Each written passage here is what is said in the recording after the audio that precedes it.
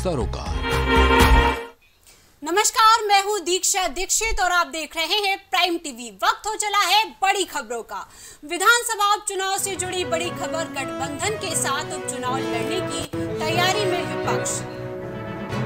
लखनऊ विधानसभा उपचुनाव में बड़ी आ रही है खबर, गठबंधन के साथ उपचुनाव लड़ने की तैयारी में है विपक्ष। यूपी की 10 विधानसभा सीटों पर होंगे उपचुनाव। एसपी और कांग्रेस में सीटों को लेकर हो रहा है मंथन। 10 में से 3 सीटें मांग सकती है कांग्रेस। लखनऊ विधानसभा उपचुनाव से जुड़ी आ रही है बड़ी खबर। गठबंधन के साथ उपचुनाव लड़ने की समीक्षा। यूपी की 10 विधानसभा सीटों पर होंगे उपचुनाव। एसपी और कांग्रेस में सीटों को लेकर हो रहा है मंथन। 10 में से 3 सीटें मांग सकती है कांग्रेस। लखनऊ में हम आपको बता दें कि विधानसभा उपचुनाव से जुड़ी बड़ी खबर आ रही है। गठबंधन के साथ उपचुनाव लड़ने की तैयारी में है विपक्ष। यूपी की 10 विधानसभा सीटों पर होंगे उपचुनाव। एसपी और कांग्रेस में सीटों को लेकर लगातार मंथन जारी। 10 में से 3 सीटें मांग सकती है कांग्रेस। लखनऊ में विधानसभा, इस पूरी खबर पर हमारे साथ जुड़ चुके हैं राजेश। राजेश, क्या कुछ जानकारी है आपके पास गठबंधन को लेकर के? नहीं कहेंगे, ठीक।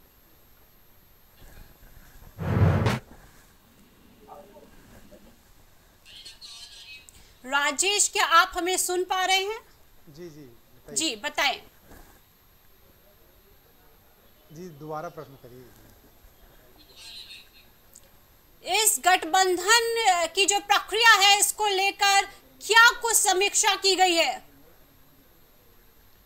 देखिए, जिस तरीके से गठबंधन एक बार खास करके उत्तर प्रदेश में अगर बात करें, इंडिया गठबंधन बना हुआ था, तो जाहिर सी बात है कि कांग्रेस के साथ में उत्तर प्रदेश में समाजवादी पार्टी ने मजबूती के साथ चुनाव लड़ा। और जिस तरीके से अब 10 जो उपचुनाव होना है विधानसभा का, उसमें से 3 सीटें कांग्रेस जो है मांग रही है और 7 सीटों पर समाजवादी पार्टी लड़ने की बात हो रही है। लेकिन अभी तक फाइनल नहीं हुआ है कि कांग्रेस कितनी सीटों पर लड़ेगी और समाजवादी पार्टी कितनी सीटों पर लड़ेगी। टोटल 10 सीटें हैं जो जहां पे उपचुनाव होना है विधानसभा का, जिसमें से कांग्रेस 3 सीटें मांग रही है। जी। तो कांग्रेस और सपा के बीच जो बातचीत है वो जो रहने वाली है, क्या उसमें जातीय जनगणना कहीं हस्तक्षेप करते हुए आपको दिखाई दे रही है? देखिए, आपको बता दें कि जातीय समीकरण बिल्कुल, अगर जो सीटें की मांग है कहीं कहीं देखा जाए तो जातीय समीकरण के आधार पर ही मांग होगी। और दूसरी चीज़ आपको बता दें कि कांग्रेस कहां पे मजबूत है, तो जाहिर सी बात है कि कांग्रेस जहां मजबूत होगी वहां के लिए वो 3 सीटें मांग रही है। और दूसरी चीज़ आपको बता दें कि 7 सीटें जो और बचेंगी समाजवादी पार्टी के लिए, तो समाजवादी पार्टी उन 7 सीटों पर चुनाव लड़ाएगी। जी राजेश, और इस चुनाव को लेकर क्या कुछ तैयारियां चल रही हैं दोनों पार्टी के बीच में? आपको अभी तक क्या जानकारी हासिल हुई है? देखिए, अगर बात करें दोनों पार्टियों की, तो दोनों पार्टियां लगातार चुनाव के लिए कैंपेनिंग कर रही हैं और दोनों पार्टियां बिल्कुल कमर कस चुकी हैं चुनाव के लिए। क्योंकि जिस तरीके से 2027 में चुनाव होना था, विधानसभा का होना है, तो जाहिर सी बात है कि उसको लेकर समाजवादी पार्टी लगातार एक्टिव नज़र आ रही है। और पीडीए के फार्मूले पे चलकर, क्योंकि समाजवादी पार्टी ने पार्टी कार्यालय में सारे पदाधिकारी कार्यकर्ताओं को बुलाकर साफ साफ संदेश दिया है कि 2027 में जो विधानसभा का चुनाव होना है उसके लिए पूरी तरीके से कमर कस के तैयार रहें। और बूथ लेवल पर कमेटियां भी बनाई थी। तो जाहिर सी बात है कि उन्हीं सारी चीज़ों को देखते हुए जो 10 उपचुनाव होना है विधानसभा का, उसमें से 7 सीटों पर समाजवादी पार्टी मजबूती के साथ कदम रखेगी और 3 सीटें जो हैं, 3 सीटें पर कांग्रेस जो है मजबूती के साथ उत्तर प्रदेश में चुनाव लड़ेगी। जी राजेश, जैसा कि हमने लोकसभा चुनाव में देखा था कि कांग्रेस ने मैनिफेस्टो में अपने कुछ अहम वादे किए थे, जिसमें उन्होंने कहा था कि वो 1 लाख तक की सालाना रकम महिलाओं को दिलाएगी। अब महिलाएं इसको लेकर कांग्रेस के दफ्तर भी पहुंची, ऐसा भी संज्ञान में आया। तो इस प्रकरण पर आपकी क्या राय है? क्या ये प्रकरण, ये जो प्रॉमिसेस रहे हैं कांग्रेस पार्टी के, क्या आगे आने वाले चुनाव में वो इस पार्टी को फायदा पहुंचा सकते हैं या नुकसान पहुंचा सकते हैं? बिल्कुल बिल्कुल दीक्षा, अगर बात की जाए जो कांग्रेस के मैनिफेस्टो में जो वादे थे, तो कहीं ना कहीं देखा जाए तो बिल्कुल बात सही है कि वो वादे इस जो लोकसभा का चुनाव हुआ इसमें भी फायदे पहुंचाए हैं। और दूसरी चीज़ आपको बता दें कि जो उपचुनाव होगा उत्तर प्रदेश में 10 विधानसभा सीटों पर, तो इन 10 विधानसभा सीटों पर ये वादे जो हैं बिल्कुल कांग्रेस को कहें या समाजवादी पार्टी को कहें तो बिल्कुल इस पे भी फायदे पहुंचा सकते हैं। जी, प्रभाव डालेंगे। आपका ये कहना है कि जो मैनिफेस्टो में वादे कांग्रेस पार्टी की तरफ से किए गए थे, कहीं ना कहीं वो वादे आगामी चुनावों पर एक प्रभाव डाल सकते हैं, और वो प्रभाव जो होते हैं सकारात्मक और नकारात्मक दोनों तरीके से लागू हो सकते हैं। जी, और सपा की बात की जाए तो सपा के मैनिफेस्टो के आधार पर क्या क्या समीकरण निकल के सामने आए थे, उनका लाभ सपा पार्टी को कहां तक पहुंचा, इसके बारे में आप क्या कहना चाहेंगे? देखिए, समाजवादी पार्टी की अगर हम बात करें तो समाजवादी पार्टी को मैंने आपको बताया कि समाजवादी पार्टी जो है, समाजवादी पार्टी का सबसे बड़ा फार्मूला था पीडीए का। पीडीए पिछड़ा दलित अल्पसंख्यक, इन्हीं तीनों को मिलाकर एक फार्मूला बना था पीडीए का।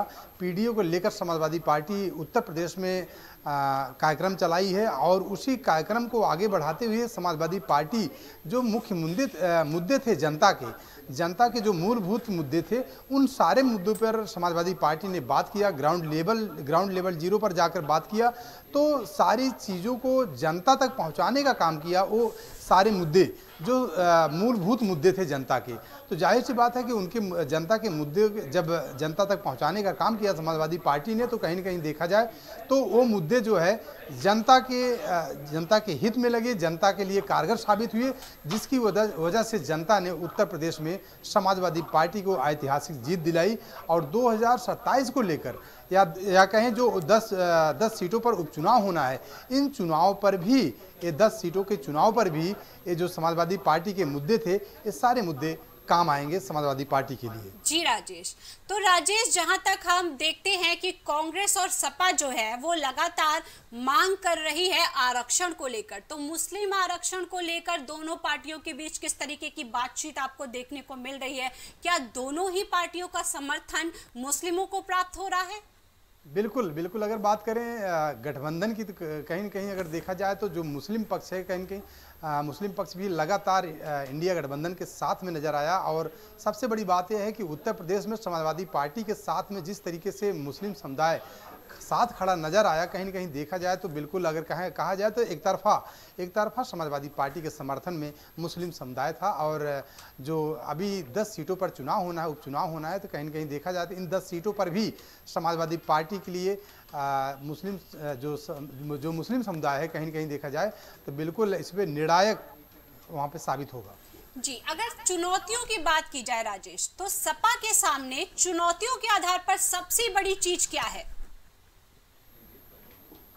देखिए, अगर चुनौती की बात करें तो चुनौती समाजवादी पार्टी के लिए अभी तक तो कोई ज़्यादा बड़ी कोई चुनौती नहीं है। लेकिन हाँ, जिस तरीके से बीजेपी जो है लगातार अब हार के बाद जिस तरीके से मंथन कर रही है, जिस तरीके से बीजेपी लगातार काउंटिंग कर रही है पूरे प्रदेश में, तो जाहिर सी बात है कहीं न कहीं हो सकता है कि जो 10 उपचुनाव होना है 10 सीटों पर उत्तर प्रदेश में, तो कहीं न कहीं देखा जाए कि बीजेपी जो है मजबूती के साथ इस बार कदम उठा सकती है। और लेकिन अगर बात की जाए समाजवादी पार्टी की, तो समाजवादी पार्टी जिन फार्मूले पर चुनाव लड़ी थी लोकसभा में, उन्हीं फार्मूले को लेकर इस 10 जो विधानसभा की सीटें हैं, जो उपचुनाव होना है 10 सीटों पर, इन पर भी समाजवादी पार्टी उन्हीं फार्मूले को लेकर मैदान में जाएगी और लोगों के बीच में जाकर वोट मांगने का काम करेगी और इस पर चुनाव लड़ेगी। देखिए, समाजवादी पार्टी के बारे में तो हमने बात कर ली, लेकिन जब हम बात करते हैं कांग्रेस पार्टी की ओर, तो कांग्रेस पार्टी की तरफ से आप सबसे बड़ी चुनौती किसको मान रहे हैं? देखिए, अगर बात करें कांग्रेस की, तो कांग्रेस का जनाधार जिस तरीके से उत्तर प्रदेश में बढ़ा है। खैर अगर देखा जाए अभी जैसे लोकसभा का चुनाव हुआ, लोकसभा के चुनाव में कांग्रेस बेहतर प्रदर्शन की है, उसका जनाधार जो है वो जनाधार बढ़ा है। तो कहीं न कहीं देखा जाए तो कांग्रेस जो है लगातार अब उत्तर प्रदेश में अपना पैर पसार रही है। और जाहिर सी बात है जिस तरीके से समाजवादी पार्टी के साथ में कांग्रेस का गठबंधन है, तो कहीं न कहीं देखा जाए तो इस गठबंधन को फ़ायदा मिलता हुआ दिख रहा है और उपचुनाव में भी इसका फ़ायदा बहुत बड़े लेवल पर इसका फ़ायदा मिलता हुआ नजर आएगा। राजेश, आप हमारे साथ जुड़े उसके लिए आपका बहुत बहुत धन्यवाद। आगे की अपडेट्स के लिए बने रहिए हमारे साथ।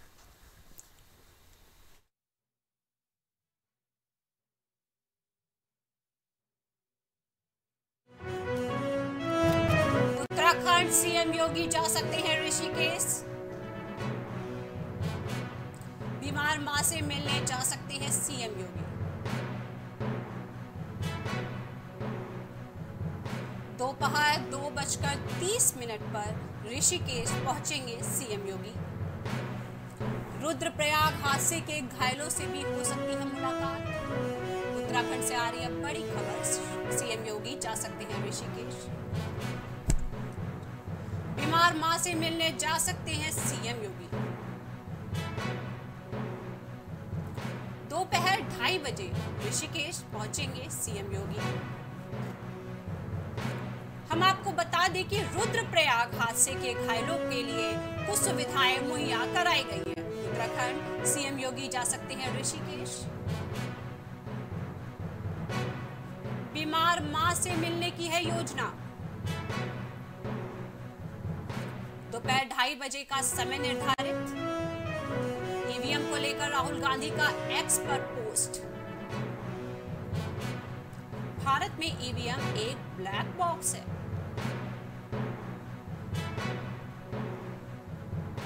जब संस्थाओं में जवाबदेही की कमी होती है तब लोकतंत्र एक दिखावा बन जाता है। राहुल गांधी। धोखाधड़ी की संभावनाएं बढ़ जाती हैं। ईवीएम को लेकर राहुल गांधी का एक्स पर पोस्ट। भारत में ईवीएम एक ब्लैक बॉक्स है। राहुल गांधी। हम आपको बता दें कि राहुल गांधी ने कहा जब संस्थाओं में जवाबदेही की कमी होती है तब लोकतंत्र एक दिखावा सा बन जाता है।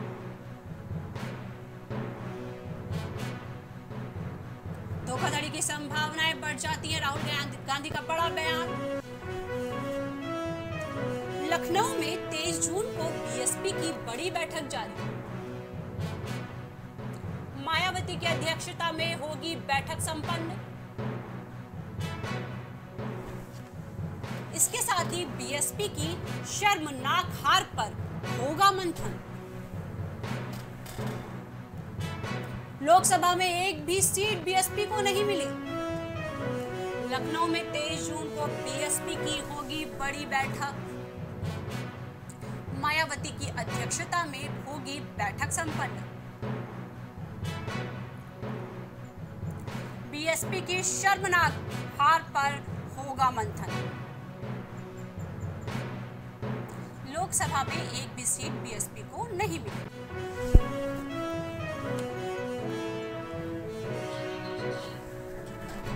23 जून मायावती की अध्यक्षता में होगी बैठक।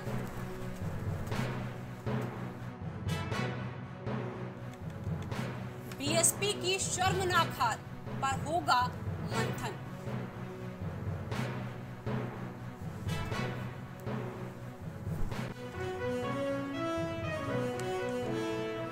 जून को हो सकती है बीएसपी की बड़ी बैठक। मायावती की अध्यक्षता में होगी बैठक संपन्न।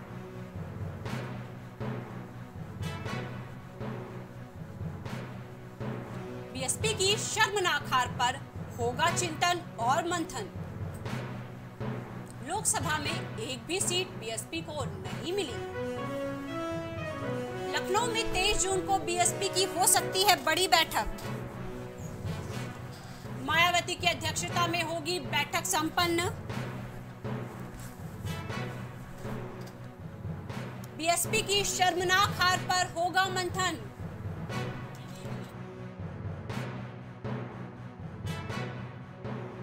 सीट बीएसपी को नहीं मिली। लखनऊ 23 जून को बीएसपी की बड़ी बैठक। ज्यादा जानकारी के लिए हमारे साथ राजेश जुड़ चुके हैं। राजेश, इस बैठक से संबंधित आपके पास क्या कुछ जानकारी है, साझा करें। फिर से पैच कराओ यार। है भाई,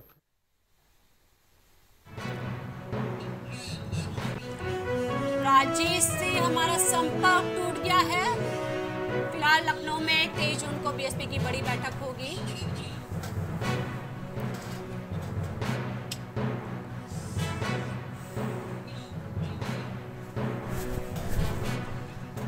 बीएसपी के शर्मनाक हार पर होगा मंथन। लोकसभा में एक भी सीट बीएसपी को नहीं मिली। लखनऊ में 23 जून को बीएसपी की बड़ी बैठक।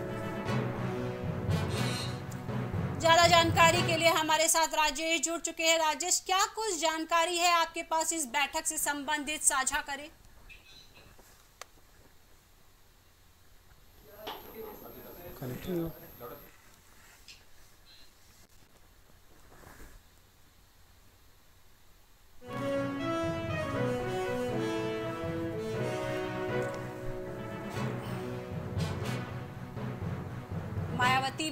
मायावती की अध्यक्षता में होगी बैठक संपन्न। राजेश एक बार फिर से हमारे साथ जुड़ चुके हैं। राजेश, क्या कुछ जानकारी है आपके पास इस बैठक से संबंधित।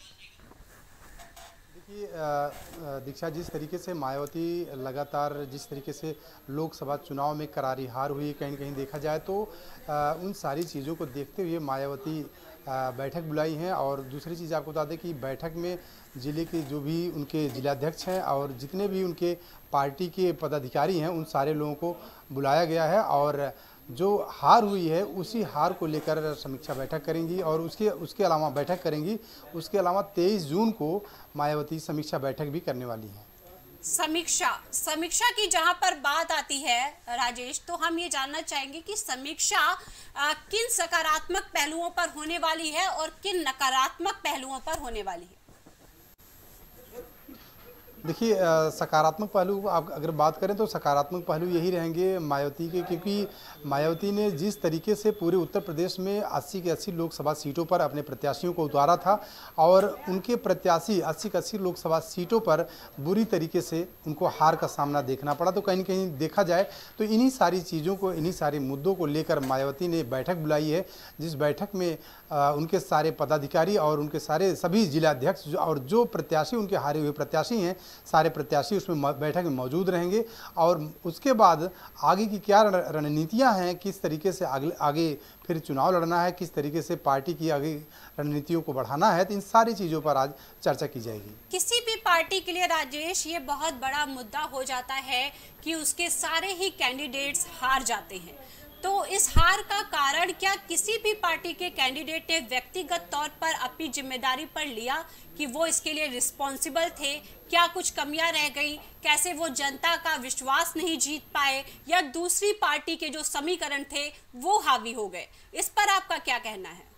देखिए अगर हम बात करें बहुजन समाज पार्टी की, तो लगातार बहुजन समाज पार्टी का जिस तरीके से लगातार जनाधार घटा हुआ है, तो जाहिर सी बात है कि सबसे बड़ी वजह यही है कि जो और पार्टियां हैं और पार्टियों के मुद्दों के आगे और पार्टियों का जो अगर बात की जाए उनके जो वादे हैं, उनके जो मैनिफेस्टो हैं, उन पार्टियों के आगे जो है बीएसपी जो है कहीं न कहीं अगर देखा जाए तो बैकफुट पर नज़र आई है। और उसके अलावा आपको बता दें कि जिस तरीके से मायावती बहुजन समाज पार्टी का जनाधार घटा है, अगर बात करें हम उत्तर प्रदेश की, तो उत्तर प्रदेश में वोट प्रतिशत जो है लगातार बहुजन समाज पार्टी का गिरता हुआ नज़र आया। और जो अभी लोकसभा की बात करें तो लोकसभा में 9.39% जो 10 से भी कम 10% से भी कम मायावती को, मतलब ये कहें बहुजन समाज पार्टी को वोट मिला। अगर हम ऑल ओवर की बात करें, पूरे देश की बात करें, तो लगभग 2.25% मायावती को या कहें बहुजन समाज पार्टी को वोट मिला है। तो कहीं न कहीं देखा जाए इन सारी चीज़ों को अगर देखा जाए तो बहुजन समाज पार्टी का जनाधार लगातार घटता हुआ नजर आया है। लेकिन बीच में जिस तरीके से मायावती ने अपने उत्तराधिकारी आकाश आनंद को मतलब बहुजन समाज पार्टी के खेवनहार के रूप में आगे किया था, तो कहीं न कहीं देखा जाए तो लेकिन उसका भी कोई खास असर नहीं हुआ, क्योंकि सबसे बड़ी वजह थी कि जो आकाश आनंद को बीच में ही ड्रॉप कर दिया गया, उनको बैठा दिया गया, उनको उत्तराधिकारी पद से हटा दिया गया। सबसे बड़ी वजह मायावती के लिए ये भी है। जी, मायावती जी ने क्या व्यक्तिगत तौर पर इस विषय पर किसी भी मीडिया कर्मी से कोई बातचीत की है? क्या उन्होंने इस पर कोई अपनी प्रतिक्रिया व्यक्त की है कि वो इस पार्टी में उनकी हार का कारण क्या था, किन चीजों की वजह से उनकी पार्टी को ये लॉसेस देखने को मिले हैं?